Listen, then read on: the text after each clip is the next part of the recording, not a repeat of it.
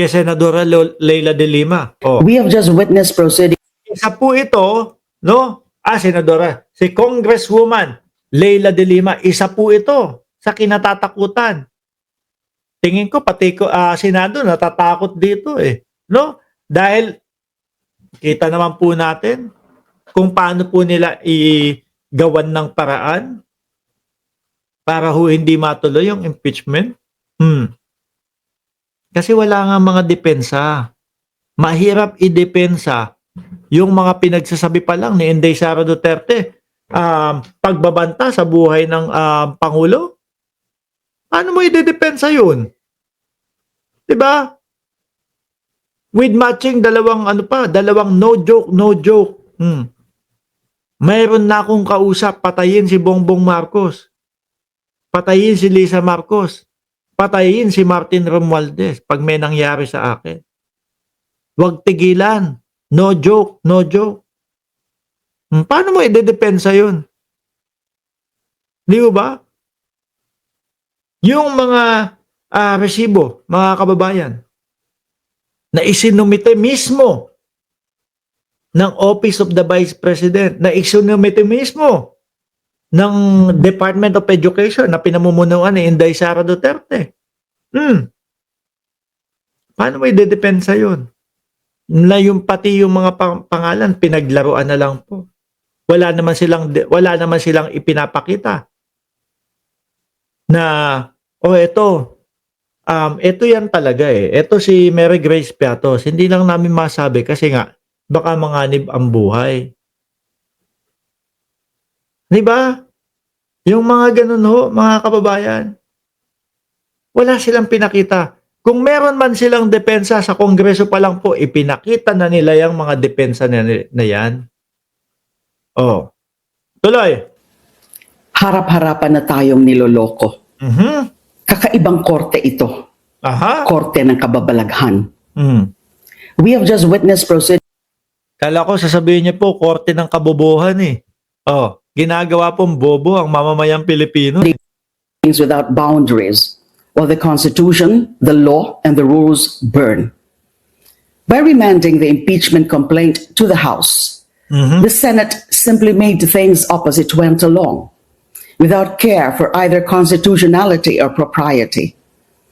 Di na kinailangan ng abogado dito dahil wala na sa batas ang pinag-usapan. Kaya tuloy, sana sa palengke na lang final ang impeachment case. At least doon, may nagtitinda ng totoo.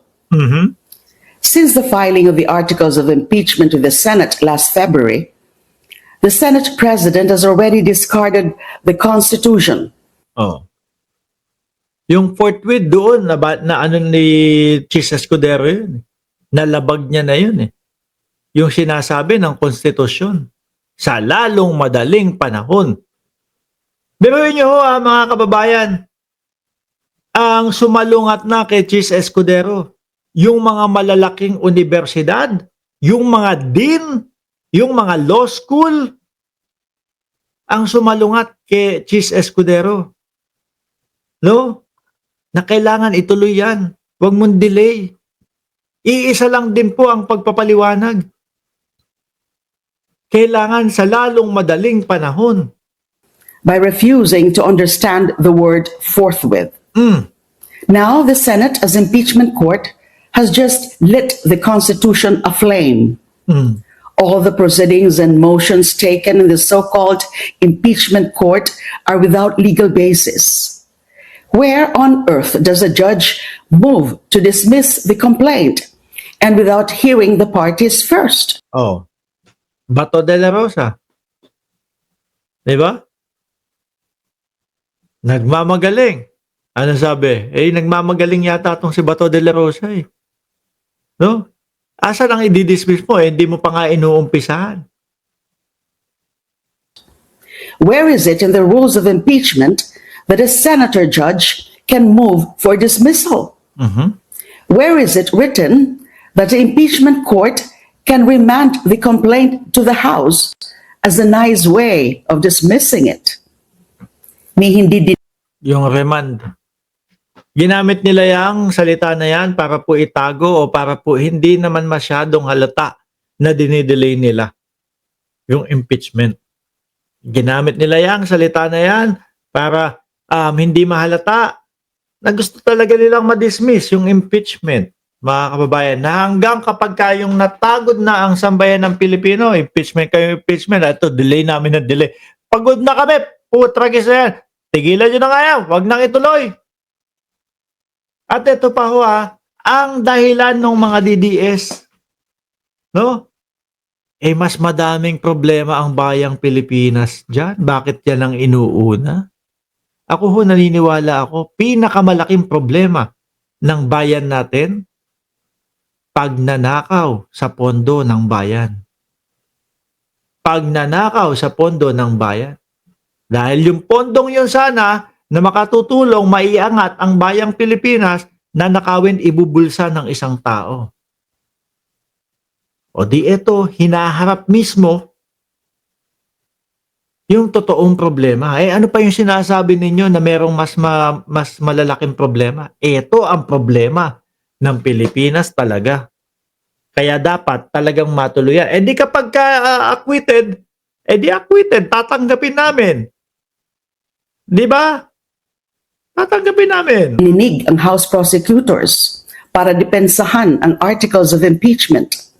Ni hindi hinintay ang ini-impeach o in-impeach na siya mismo ang magpa-dismiss. Wala. Nandun sa labas ng bansa ho. Iba inaasikaso. Nandun daw po sa Malaysia yung pinapa-impeach. Gustong ipamuka sa mamamayang Pilipino. Impeach pa kayo. Wala naman akong pakialam dyan.